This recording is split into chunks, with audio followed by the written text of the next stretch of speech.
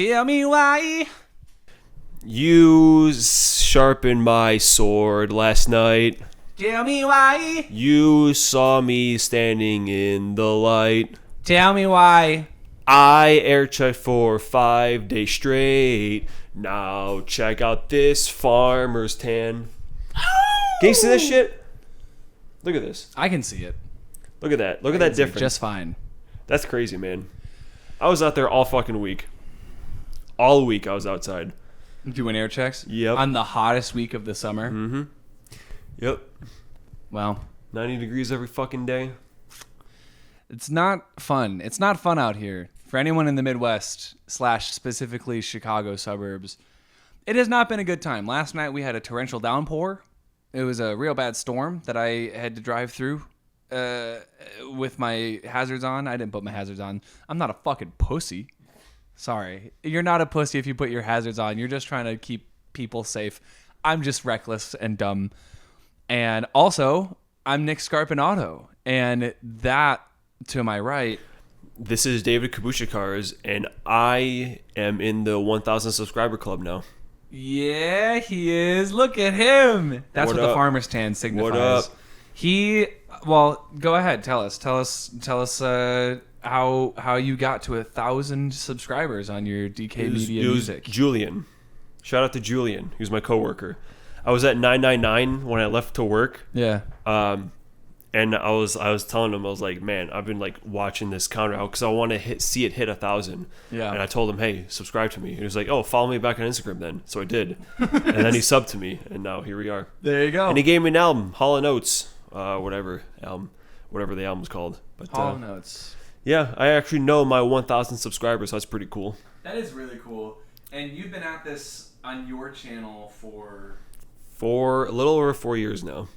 Yeah, you said a high school rotation. Yeah. That's crazy. Took me a whole high school to hit 1,000. Wow. Which, I mean, it's 4 digits, 4 years. Yeah, $250 a year. I mean, that's decent, I guess. Yeah. Whatever. Talking about music. People doing what you like to do. And people see that, and they also like what you do. And that's all that matters.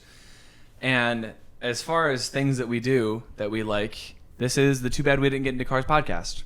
Episode 46 of the podcast. And the last one in this room. And the last one in this specific space. So get used to it, everybody. Because I'm moving again. David's moving again. Because the pieces of shit upstairs and the pieces of shit upstairs are also moving. Because probably us. How about that? It's a mutually beneficial / mutually offensive relationship with one another. Yeah, they can fucking die. Anyway, so how about the Nintendo Direct? Yeah, we talked about all of the other stuff last episode, but it turns out that video game announcements aren't over for the year. There's plenty of things to still talk about. Obviously, throughout the rest of the year, things get announced. We see trailers, we see commercials, but only during the summer do we see fun announcements about games where companies really fucking step it up and announce their best shit coming out for the next couple of years. Sony. I thought it was except Xbox. No, Xbox brought out fucking Gears and Fable. I mean, I don't care about Fable, but I know it's a pretty big thing. Perfect Dark was announced. Doom. Yeah. Everyone's saying Xbox was the best one. But See, because I've been saying that everyone says Xbox is the worst one. who are you seeing? Dumbasses? All PlayStation got is Astro Boy, which looks awesome. But that was and it. also PlayStation got the Silent Hill 2 remake. Yeah, but we already knew about that. Yeah. That's the thing. It was like there was nothing really new. I guess that's fair. I'm trying to think of any of the other Sony announcements, but that's not what we're Exactly, because there's none. Nintendo, they got fucking Mario and Luigi. That's what they shit. opened with. Yeah. Which was great because I thought that series was done for. I thought that the developers got sold of that franchise. And so it was kind of crazy seeing the art style and the gameplay. And yeah, man, it looks fun. Brought me back to playing Bowser's Inside Story on my Nintendo DS. Looks fun. Yeah. Metroid Prime 4 finally rose from the ashes. Like, I'm not going to play it, but I'm happy for everyone who is, because Dude, if I had to wait 7 years between fucking announcements, like fucking Elder Scrolls 6 over here, like 7 years since they revealed that it's been working on, and it's still nowhere in sight. Well, and that's what they ended with. Yeah, so that we got the sucks. bookends. One of the things I'm most excited about is the Marvel vs. Capcom release That was a big one. with the 7 games, and it wasn't even. They didn't even.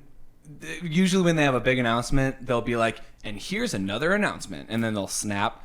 But in between, they always have this whatever narrator be like, "Let's take you for a ride." And I saw that and the picture of like Ryu, and I thought, no fucking way.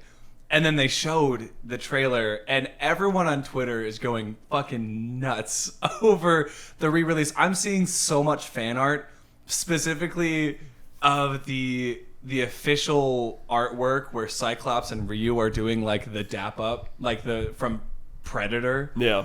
And everyone is like, Ryu, you son of a bitch.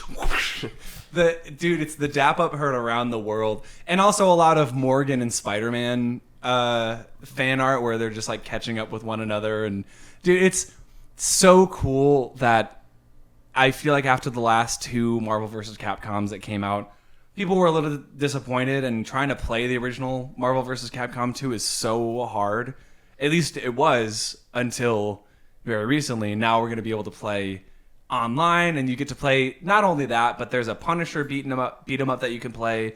There are all of the other Marvel versus Capcom. Before it was just X-Men versus Street Fighter, and so there are like 2 of those games. And yeah, dude, it's gonna be sick. I am gonna get back into fighting games again. And then, of course, we have the Zelda's Adventure remake. Right, which is Which I can't. This is like the first year in a long time I haven't watched any of these live, and of course, like they're dropping the big shit. yeah. So it's done in the same style as Link's Awakening, the remake that came out, but it has so much more in common with Breath of the Wild and Tears of the Kingdom gameplay wise. Hell yeah! But just with that art style, because believe it or not, I like the 2D Zeldas more. Really, it's just that Breath of the Wild and Tears were like this freak accident that I like. Those are my favorite ones. But as far as which one I like, it's the 2D ones are better. 2D ones are fun. Yeah, and the whole like idea of, first of all, playing as Zelda is pretty fucking sick. Yeah. And then you get like the wand and you just create shit. Yeah, and it's just like, like thinking in the same way you do as Tears of the Kingdom, where like you have to like think about what you're gonna do. I don't know. It's gonna be cool. I mean, and it's only a few months away. Yeah, that's the thing about Nintendo is usually when they announce something other than Metroid Prime 4, they announce it within a couple of months of it coming out. So you don't really have to wait that long before you get to play these games that we see. Because Nintendo is very good generally about putting out a product that's pretty much done day one. Whereas I feel like so many other companies will announce something years, like a fucking Watch Dogs or like Cyberpunk, where it'll get announced years prior, and then when it drops day one, it's got endless bugs and it needs so many patches, and then they start doing DLC and shit. And Nintendo's not about that. Nintendo is like, no, here's the game. It's done, no bugs. It's been play tested, and minus Scarlet and Violet, of course. Of course, Pokemon Company is doing their own thing, obviously, but yeah. So Nintendo always has.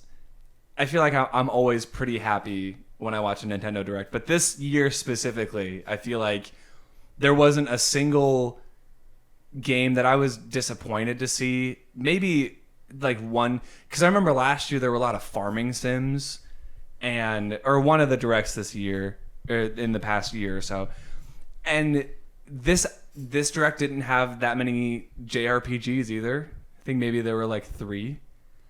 Which is usually a complaint too. It's just a lot of JRPGs. There were a couple, but anyway, Nintendo, Xbox, and I guess parts of the PlayStation Direct that I can't remember right now. Oh, you know what? I was thinking of State of Play. I wasn't thinking about the PlayStation one. Yeah, that's what it is. Oh, that's what it is? That's just what they call it. That's what Steve... no, I was watching Summer Game Fest. Yeah, That's what I was watching. Sorry, I thought that was the Sony I thought that was a Sony. Sony, what the fuck are you guys doing? What the fuck? what I'm Yeah, saying, no, man. Summer Game Fest because Jeff Keighley was there. That's what we talked about. Yeah. My that was- memory that is- was last time. Dude, in my old age, my memory is leaving. My memory's fading. Just like we will be after this episode. So let's make it snappy. Let's make it quick because my battery is about to die. So we got to figure out a different way. By the way, that's a 1969 BMW 2002. It has 2 dates on it. 1969 BMW 2000. You figure it out. Figure it out yourself. I don't know which one. It's probably 69. That was redone in 2002. Who the fuck knows? It's We like don't care because remastered. we never got into We never got cars into 'cause they're cars. It's just stupid. a remastered. And they get hot, and the tires always fucking fluctuating air pressures. And I Speaking gotta of fucking someone take that shit out. who works with cars every day, all day.